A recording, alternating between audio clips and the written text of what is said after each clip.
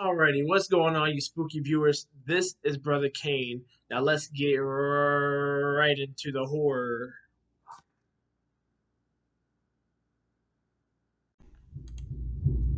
Today we'll be looking at the top three vanishing hitchhikers in the United States whose cases are either resolved, or still investigating without a single trace of them. Starting at number three, Lydia, the Vanishing Lady. Now there are many ghost stories, strange occurrences, and spooky tales in North Carolina. From Jamestown in Guilford County comes one such story. The underpasses of two bridges, one of which is an active railroad bridge over East Main Street, and the other of which is an adjoining abandoned bridge, are reported to be haunted by the ghost of a young woman. It's possible that a deadly car accident occurred many years ago at the location of the deserted underpass.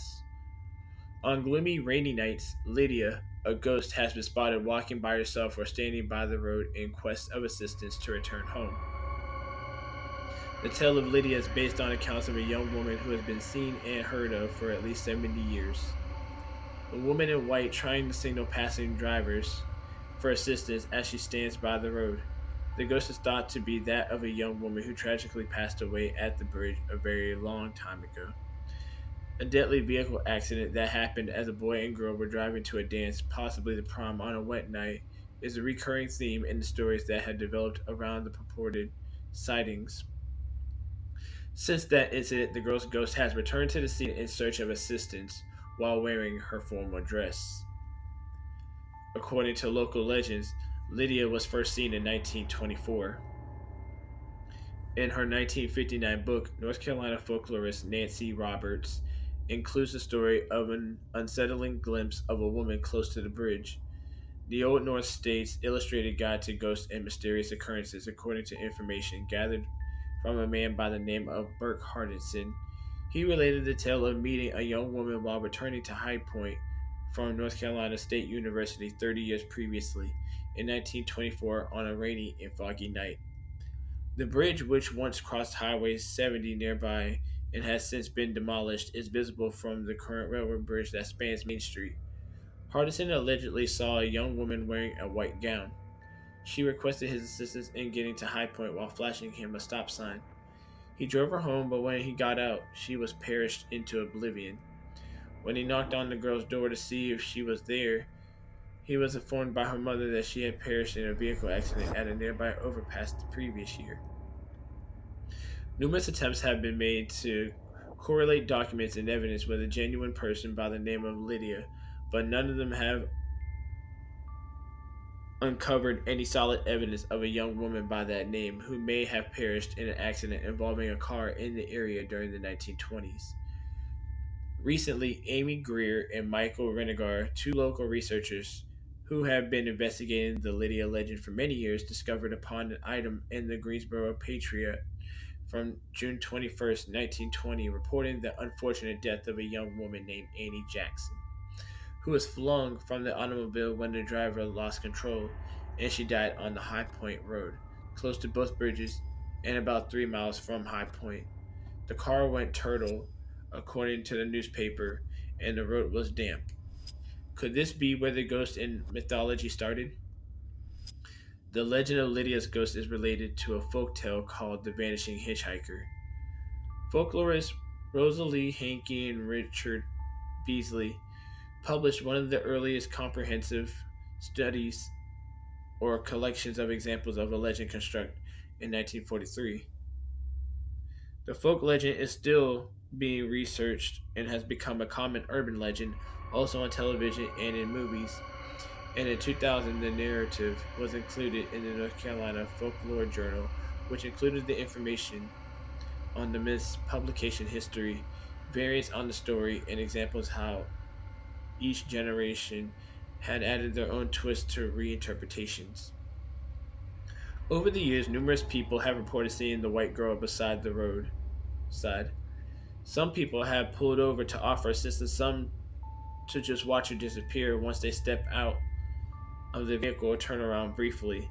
The old bridge now has a mystical, overworldly air to it because of the vines and vegetation that have grown around it. Both underpasses have been transformed into the folklorist graffiti shrines. Starting at number 2, the disappearance of Connie Smith. Constance Christine Connie Smith, age 10, of Sundance, Wyoming, was awaiting the opportunity to spend the summer of 1952 at Camp Sloan in Salisbury, Connecticut. She had never traveled on her own before, and from all accounts, she was unable to stop talking about it in the days before the camp. Things got off to a wonderful start, and Connie, who is generally shy, started to come out of her shell to meet new people and try new things. It is somewhat strange that on July 16th she suddenly left camp on her own and seemed to have continued traveling till she vanished off the face of the planet because she seemed to be having fun. Connie woke up that morning and informed her tent mates that she would forego breakfast in order to bring back an ice pack from the camp medical facility. She informed everyone that she was only going to return the pack and be right back to join them after using it to treat a bleeding nose and cut lip that she had supposedly sustained while roughhousing with some other campers. Despite her broken nose, she made no mention of leaving for anywhere and appeared to be in high spirits. She then changed into a vivid red windbreaker and blue shorts before setting off in the direction of the hospital, but she would never make it there. She was last seen by a camp counselor while she was heading towards Indian Mountain Road, and those nearby observed her gathering daisies. This appears to be the final verified sighting of Connie Smith, according to the daughter of a private homeowner, who later said that the girl had knocked on their door and asked how to travel to Lakeville, Connecticut, while crying. When it became apparent that Connie had strayed and vanished, camp counselors acted quickly to discover that the girl had never visited the clinic and had in fact left the ice pack, her money, and the majority of her possessions behind in her tent. Only a black zip purse with pictures of her friends inside was missing. Although the area was examined, there was the girl who was reported missing to the police after she could not be located, and calls for her were met with silence. In the meantime, authorities started questioning other campers, camp counselors, and drivers who had been driving by the road she had been on. After a more thorough search of the area turned up no sign of the girl. When the campers were questioned, some of them claimed that while Connie had told the counselors that she had bloodied her nose merely roughhousing, it had actually been caused by bullying and getting into a fistfight. Connie was allegedly dissatisfied at camp and voiced a desire to return home, according to other participants, which resulted with the hypothesis that she had maybe fled. But why would she do so without her money and possessions? Additionally, when Connie's mother was questioned, she stated that she had visited her daughter just 2 days prior to the disappearance, and that Connie had been in good spirits and expressed a desire to stay longer. It therefore seems odd that Connie would want to flee when she was so determined to stay. A trucker's assertion that he saw a girl matching Connie's description get into a car on Route 44 near Belgo Road at around 8:45 a.m. on the day of her disappearance was another troubling lead that investigators were able to uncover. They believe she may have been abducted. While all of this was happening, a nationwide hunt for the girl was underway, with flyers being circulated all throughout the nation. This was successful in generating reports of Connie's sightings from all over, but none of these provided solid leads, and their first solid tip wouldn't come in until April of 1953. It all began when Frederick Pope, a traveling jewelry salesman, went to the police in Ohio and claimed to know what had happened to Connie Smith. He had explained to them that he and his partner Jack Walker, together with Wilma Sams, had picked up Connie while she was hitchhiking along Route 44 and had made a pledge to bring her all the way to Wyoming. Subsequently, he related the horrifying tale of Walker attacking them in Arizona and murdering Connie, who was then slain by Pope using a tire iron in self-defense. However, no bodies were discovered, and neither Jack Walker nor a woman named Sams could be verified to have ever lived. Later, Pope would acknowledge that it was all a crazy prank. Strangely enough, The investigation into this bogus tip led to the discovery of a girl's skeletal remains in 1958 near Skinner Ridge in the Grand Canyon National Park. Although the remains have never been identified, they were suspected because it's not Connie Smith. Little Miss X has been given the moniker for these remains. However, the remains are unidentified and equally enigmatic as Connie's disappearance. There would be other leads and perhaps suspects in relation to Connie's disappearance in the future. One of them was a man by the name of George Davies, who in 1957 was serving time and ready to be executed for the savage killings of two girls in Connecticut by the names of Gayton Boyven and Brenda Ducette. I probably said that wrong, but it's okay. He came out while he was still inside and admitted that he had also killed Connie Smith and buried her body along the Naugatuck River bank. Police were unable to locate the body, and Davies declared jokingly by claiming he had made up the entire incident. Any secrets he may have had are now lost because he was put to death shortly after, and he was brought it with them to the grave. Another intriguing candidate was William Henry Redmond, who was accused of killing a Pennsylvania girl in 1988 and was rumored to have been in Lakeville region at the time, but authorities were never able to establish this or locate any concrete evidence linking him to Connie's disappearance. Given that he passed away in custody in 1992, we will never know. There would be no more suspects identified, but as time went on, reports of seeing Connie Smith alive emerged from all over the nation. One woman even asserted that she was Connie Smith, but a DNA test disproved this. Connie's family would be kept tenaciously looking for leads, but tragically, Connie's mother and father would pass away before obtaining the answers they were looking for, leaving Connie's brother, Nels J. Smith, to continue the investigation, although the case has since become quite cold. However, it is still active, and current Detective Michael Downs, has stated the following about everything. Some of the leads turned out to be fruitless. It seems to me that the argument is strong. It was all so long ago. Technology was extremely antiquated in 1952, and things were done differently. When you were young, you could get around by walking. It's a new era. It would be strange today to see a 10-year-old sobbing while strolling down an ancient dirt road. It was nothing at the time. What truly happened is unknown. No one has located her after 66 years. You'd think something would have emerged given the internet and technology, but nothing has. Today, if a child went missing, it would be located. For the family's sake, there is hope in this case. I have a tendency to have irrational faith that something will happen. How did Connie Smith fare?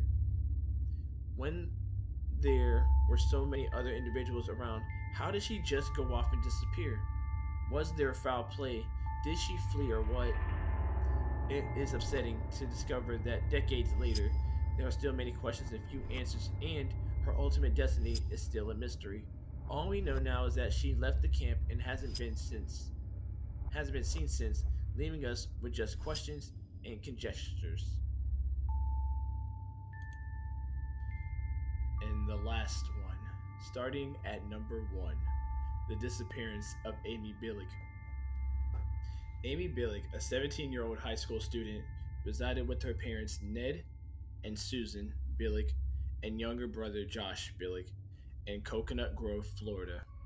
She was regarded by her professors and peers as intelligent and a talented poet, flute musician, and guitarist, and she appeared to have her entire career ahead of her. Amy called her father at the art gallery he owns after returning from school on March 5th, 1974, to ask if she could borrow some cash so she can go out with some college friends. She started to hitchhike along Main Highway in Coconut Grove when he told her to come over. Now, in this day and age, that could appear quite surprising and careless. She would be hitchhiking, but at the time, it was pretty common and a popular means of transportation for younger people. Amy was known to hitchhike frequently around town and had never been in any trouble. At the time, it wouldn't have been all that uncommon to see this young woman traveling in the open, and there wouldn't have been any cause for concern at this point. Amy, however, never made it to the gallery and was never seen or heard from again. Police were alerted when Amy didn't show up at her father's place of employment and still hadn't returned home by evening. They started questioning everyone who had known or seen her that day in an effort to find leads, but they didn't find much other than Amy's camera, which had been found at the Wildwood exit on the Florida Turnpike. But the overexposed photos inside didn't provide any information. Then, her hairbrush was discovered at a Kissimmee convenience shop, but this discovery again produced no concrete leads. There were several intriguing developments as this was happening. Two 16-year-old twins, Charles and Larry Glasser, got in touch with Amy's mother, Susan Billig, a few days after she vanished, claiming to have abducted her and demanded a $30,000 ransom. But authorities quickly discovered this to be a fraud in an effort at extortion, and the two teenagers had never even seen Amy. Meanwhile, Amy's photograph was being widely decimated in the area, which started to generate some worrying new leads. Numerous witnesses started to come forward with the idea that Amy had become involved with the Pagans, a prominent biker gang that had been present in the region when she vanished. What had actually happened to her was unclear. Some witnesses claimed she had been abducted and sold into slavery, while others claimed she had been killed. Amy was allegedly snatched up while hitchhiking and was being detained against her will with another lady, according to a caller who wished to remain anonymous. Even though Susan was able to set up a meeting with some of the gang's bikers, they were unable to offer any concrete leads. It would only acknowledge that some of the gang members occasionally kidnapped young girls to be sold. Susan continued her search for information by visiting several locations. She discovered more witnesses, including a convenience store manager, who claimed to have seen Amy with some bikers immediately after she vanished, but none of this moved her any closer to locating her daughter, who had vanished. Without a trace, a mother searched for justice, which she also wrote in 2001, chronicled Susan Billig's lifelong search for her daughter. However, Susan Billig would never see her daughter again and passed away in 2005 without receiving any closure or answers. It is a highly terrible and enigmatic story that has been highlighted on popular television programs like Unsolved Mysteries and America's Most Wanted. Amy Billig has never been located and her whereabouts are still unknown. What has become of her? Did she flee? Or was she eventually abducted and killed by bikers? What, if any, role do the different actors play in this? How could such a thorough search yield absolutely nothing? Amy Billig has never been heard from or seen again. I definitely want to thank you guys for tuning in to listen to this, and hopefully this gives everybody here a lesson to never hitchhike anywhere alone. Regardless of where you are, always travel with a huge group of people. So in that way, if anything should happen, you and your friends will always be prepared for the unexpected. But never travel alone anywhere, no matter where you go. Because nowadays, people can get snatched up, kidnapped, abducted, possibly raped. Who knows? But, like I said, always travel with a huge group of people. This is crazy. But anyways, make sure you guys subscribe for more content like this, where we tell true stories about people vanishing or any sort of horror that relates to true events that actually occurred. Give this video a thumbs up if you like what you see. I will still continue to give you guys updates on the blue Kane costume. Am I almost finished with it? Yes, I am getting close to finishing up with it. So it's going to be very interesting to see how this turns out. But like I said, I'll give you guys the updates on that. But make sure you guys subscribe to my channel during the video, after the video, below the video, and comment if so on maybe any video you'd like to see, any video you would want me to do, and possibly maybe any horror stuff that you guys would like for me to do because I know October is right around the corner. So I'm gonna really start getting into the horror stuff and getting set and ready for that because Halloween is, yes, another month away. So be prepared for that. Anywho, that's it for me. I'll see you guys later. Peace.